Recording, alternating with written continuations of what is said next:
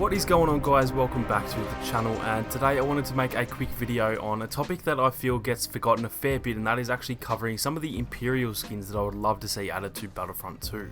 We all know that for a very long time Clone Wars content was pretty much all we received, and with that we saw a heap of clone skins come to the game midway through last year, plus then a complete overhaul of the skins as well, adding not only more skins but also making them all look much more realistic and of a higher quality. Well, that Clone Wars content does seem to be at an end now, and it's definitely awesome to see how many skins there are for both the clones and even the droids as well, but unfortunately it has kind of left a lot to be desired when it comes to trooper skins for all the other factions in the game, especially when it comes to the Empire and the First Order, since aside from the officer skins, they actually have not one single skin when it comes to the actual Stormtroopers. So anyway, today I thought it'd be fun to just go through and have a look at about 9 or 10 different skins that I would love to see for the Stormtroopers. I know it's very likely that none of these will ever be added to the game, but it is still fun to think about, and who knows, maybe if we do make enough noise, the devs might end up adding something like this in the future. So the first skin I wanted to mention is one of my favourite Stormtrooper skins ever, and that is the Stormtrooper skin that we see in Rogue One, which would probably be around 40,000 credits, and you could probably make variants for all of the classes other than maybe the officer, but they could even just do what they did with the clones and make the officer variants anyway. I've heard a lot of people say that they actually don't want this skin because they think it'd be weird seeing a trooper design for sandy planets to be somewhere like the Death Star, for example, and that does make sense. However, we have Rey fighting Boba Fett on Naboo, so honestly I think that kind of stuff just doesn't really make too much of a difference. Now, these guys are actually also in the game already. For those who have played the campaign, you'll know that there are Stormtroopers on the Scarif mission, and so technically they are already in the game. However, I think it'd still be a fair bit of work to get them working in multiplayer, but either way I would definitely love to see these guys in the future. Next up on the list we have the Tank Trooper, which we saw in Rogue One, and these guys actually have a really unique design which I think would be really awesome to see, but they are still white as well, which makes them fit in nicely with the regular troopers, so I'd probably price these guys at 20,000 credits. Again, I'd say these guys could be available for all classes. The officer class is always a little bit tough to tell if it would work, but I think with some variations to each class then it shouldn't be impossible anyway. Now, next up on the list we have the Old Faithful Shock Troopers, which I'd probably say would be 20,000 credits, but I would happily pay 40,000 either way.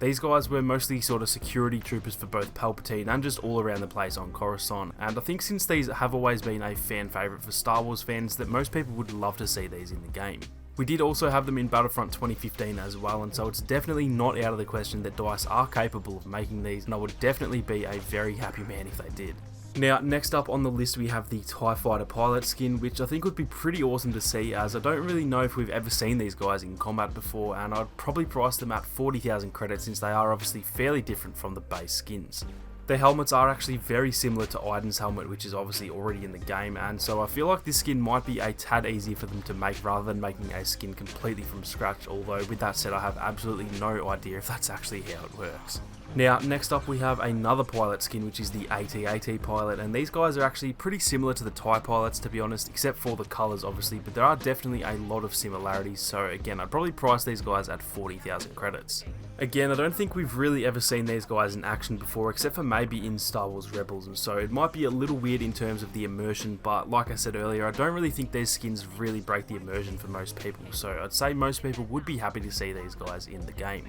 Next up we have another black variant, which is the Shadow Trooper, and honestly I'd probably only price these guys at 20,000 credits since they look almost identical to regular Stormtroopers, just with a black paint job. I have heard some people say that they wouldn't want another black trooper since the Death Troopers are very unique and it makes them stand out a bit more, and I actually do kind of agree with that, but the Death Troopers are a bit taller and they also have the voice mufflers as well, so I honestly would be happy either way, but new skins are new skins, and so I thought I'd add them to the list anyway. Next on the list we have the Swamp Troopers, or Mud Troopers as a lot of people call them, and honestly with how different they look I'd actually be happy to pay 80,000 credits for these. However, they'd probably only be 40,000 credits if they were to be added. These guys, right along with the Shore Troopers, are probably one of my favourite Stormtrooper variants that we've seen so far in Star Wars. They look so much different to all the other variants, and honestly if I had to pick only one of these skins to add, then I'd probably pick these or the Shore Troopers over the rest. Next up, which is another one from Solo, are the Range Troopers that we see on the train sequence, and again these would probably be 40,000 credits. These guys are yet another really unique variant with the sort of fur pauldron looking thing on their shoulders, plus those big ass magnetic boots.